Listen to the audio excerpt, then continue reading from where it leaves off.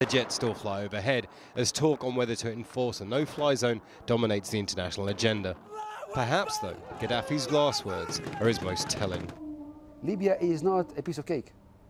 We are not a Mickey Mouse. Fighting words indeed. Imran Khan, Al Jazeera. Well, earlier we spoke to Mabrouk, a Libyan who's in the eastern city of Brega. He witnessed attacks there and in Ras al-Nouf by Gaddafi forces.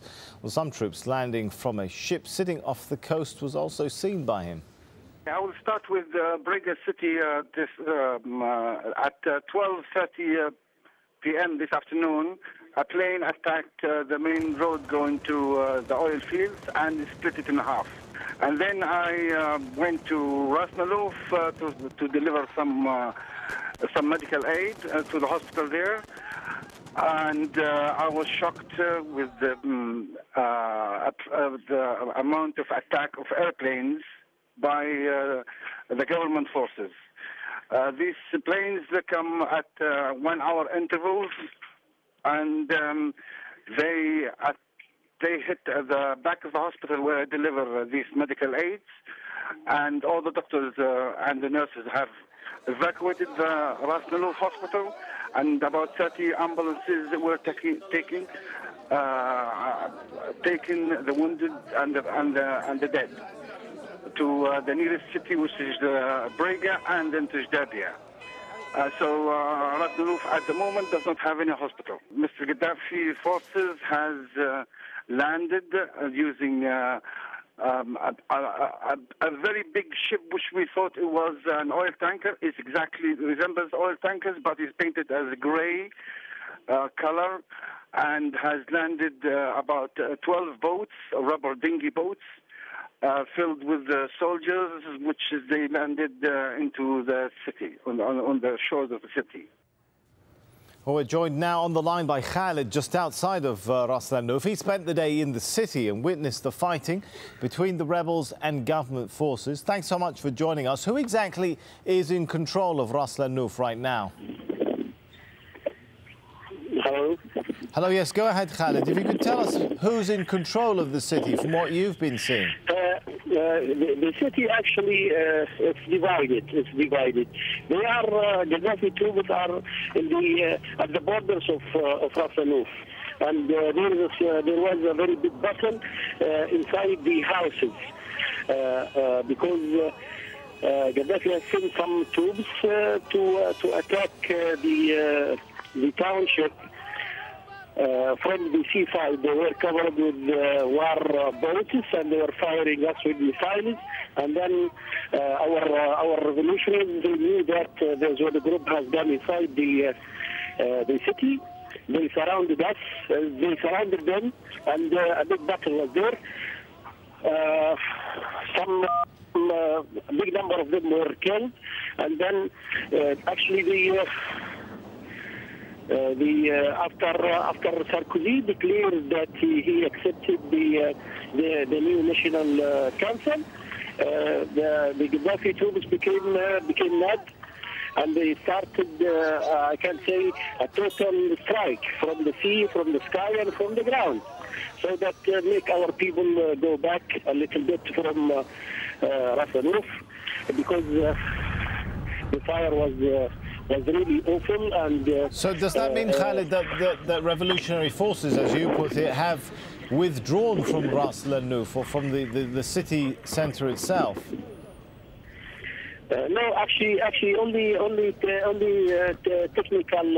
technical move from the city, because they've been told that they have to avoid the confined spaces and to distribute in the desert, so they cannot kill a number of them. But I can exactly tell you that there are about between 70 and 100 revolutionaries were killed, and the injured people or the casualties is a huge number. We cannot imagine, we cannot count. And I can tell you exactly that in Barbas. In Barbas, they hit the hospital.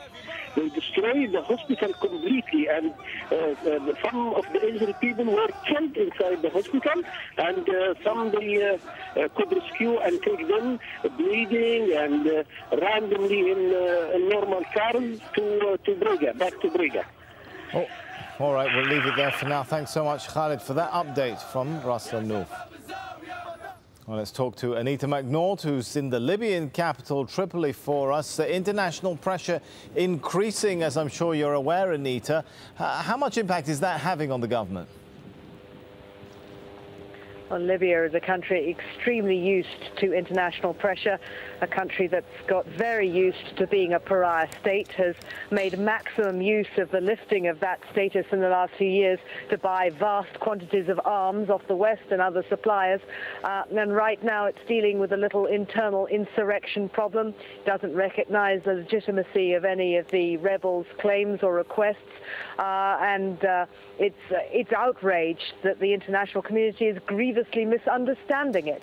The Tripoli perspective is that this is an al-Qaeda-inspired grab to split the country, that the Western powers are standing back, waiting to take advantage of it to get Libyan oil more cheaply.